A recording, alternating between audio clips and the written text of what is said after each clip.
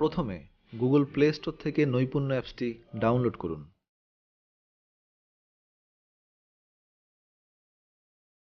অ্যাপসটি ওপেন করে আইডি ও পিন নম্বর দিয়ে লগইন করুন।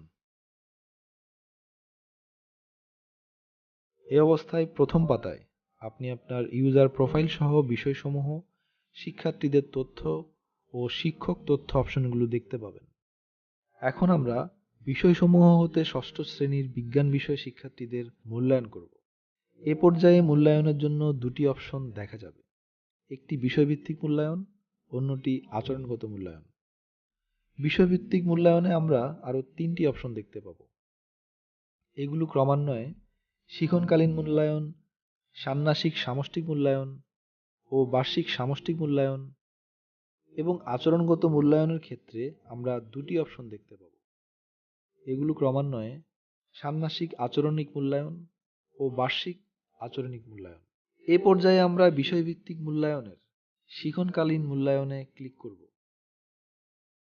এ পর্যায়ে আমরা শিক্ষণকালীন মূল্যায়নে অথবা অভিজ্ঞতা নির্বাচনের জন্য নিচে অনেকগুলো অপশন দেখতে পাব, যেখানে অপশনগুলোর টাইটেল সহ সূচক সংখ্যা দেওয়া আছে। যেমন আকাশ কত বড়, আমাদের জীবনে বিজ্ঞান ও প্রযুক্তি, পিকনিক পিকনিক ইত্যাদি। এখন আমরা আকাশ কত বড় এই অপশনটিতে ক্লিক করব। এখানে আমরা পারদর্শিতার দুটি সূচক দেখতে পাচ্ছি। এই পর্যায়ে আমরা 6.7.1 সূচকটি ক্লিক করব। একটি নোটিফিকেশন বক্স আসবে, যেখানে মূল্যায়নের নিয়ম সংক্রান্ত সংক্ষিপ্ত ধারণা দেওয়া আছে। বন্ধ করুন অপশনটি সিলেক্ট করব।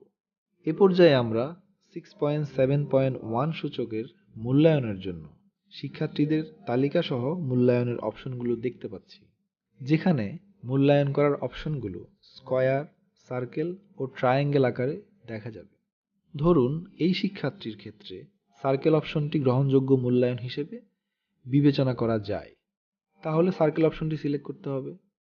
এরপর স্ক্রল আপ করতে হবে পরবর্তী শিক্ষার্থীকে মূল্যায়নের জন্য। ক্রমান্বয়ে সকল শিক্ষার্থীকে মূল্যায়ন করা যাবে। এই মূল্যায়ন প্রক্রিয়াকে আরও সহজ ও নির্ভুল করার জন্য উপরে ডানে আই ভিউ ও ডিটেলস ভিউ এই দুটি অপশন দেওয়া আছে, যেখানে আই ভিউ অপশন সিলেক্ট করলে শুধুমাত্র শিক্ষার্থী ও মূল্যায়নের অপশনগুলো দেখা যাবে। এই ভিউ অপশনটির একটি ভালো দিক হলো ভুল ক্রমে যদি কেউ মূল্যায়ন থেকে বাদ পড়ে তবে তা সহজে নির্ণয় করা যাবে। আর ডিটেল ভিউ সিলেক্ট করলে আগের মতো অভিজ্ঞতার ধারণাসমূহ দেখা যাবে। এখন আমরা নিচে খসড়া সংরক্ষণ ও জমা দিন এই দুটি অপশন নিয়ে আলোচনা করব। মূল্যায়ন প্রক্রিয়া শেষ হলে খসড়া সংরক্ষণ অপশনটি সিলেক্ট করে মূল্যায়ন প্রক্রিয়াটিকে খসড়াভাবে সংরক্ষণ করা যাবে।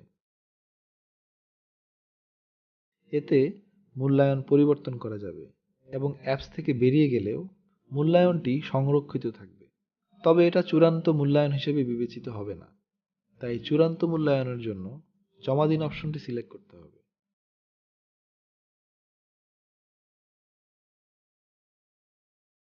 ঠিক একইভাবে অভিজ্ঞতার সকল সূচকগুলো ক্রমান্বয়ে মূল্যায়ন করা যাবে, যা শিক্ষণকালীন মূল্যায়নের মতোই ষান্মাসিক সামষ্টিক মূল্যায়ন ও বার্ষিক সামষ্টিক মূল্যায়নের ক্ষেত্রেও একই রকম। তবে ষান্মাসিক সামষ্টিক মূল্যায়ন ও বার্ষিক সামষ্টিক মূল্যায়নের ক্ষেত্রে অভিজ্ঞতার আলাদা আলাদা কোনো অপশন থাকবে না, সরাসরি সূচকসমূহ দেওয়া থাকবে, যার মূল্যায়ন প্রক্রিয়া একই রকম। আচরণগত মূল্যায়নে ষান্মাসিক আচরণ মূল্যায়ন ও বার্ষিক আচরণিক মূল্যায়নের ক্ষেত্রে আবার সরাসরি শিক্ষার্থীদের তালিকা দেওয়া থাকবে, যা সিলেক্ট করার পর সূচকসমূহ দেখা যাবে, যা স্ক্রল আপ করে ক্রমান্বয়ে সবগুলো সূচককেই মূল্যায়ন করা যাবে। এছাড়াও অ্যাপসটির নিচে প্রথম পাতা রিপোর্ট, মূল্যায়ন, শিক্ষার্থী ও সেটিংস অপশনগুলো দেখা যাচ্ছে, যেখানে মূল্যায়ন বাটন সিলেক্ট করার মাধ্যমে সরাসরি মূল্যায়ন প্রক্রিয়ায় প্রবেশ করা যায়। শিক্ষার্থী অপশন সিলেক্ট করলে শিক্ষার্থী লিস্ট ও শিক্ষার্থীর তথ্য দেখা যাবে এবং সেটিংস অপশনটির মাধ্যমে অ্যাপসটির অভ্যন্তরীণ অপারেটিং সংক্রান্ত অপশনগুলোতে প্রবেশ করা যাবে। নৈপুণ্য অ্যাপসটি অফলাইনেও কাজ করে।